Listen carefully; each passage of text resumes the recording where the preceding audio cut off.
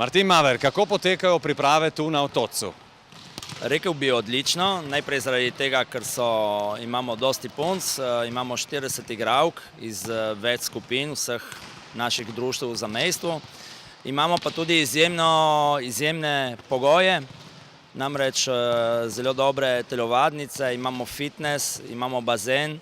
Tukajšnji pogoji so za treninge, si upam reči, optimalni, tudi klima je dobra, tako da se, moram reči, dobimo tukaj kar dobro. Kako ste organizirali delo oziroma treninge in kako se odzivajo dekleta na ta napor, na vse to, kar ste pripravili zanj?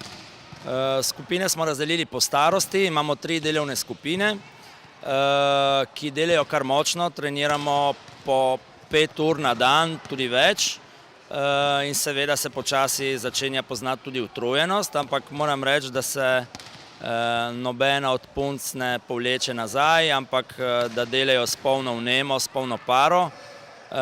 Sedaj je tudi v nas trenerjih, da damo nekatere napotke oziroma povlečemo nekatere iztočnice o tem, kako med sezono naprej.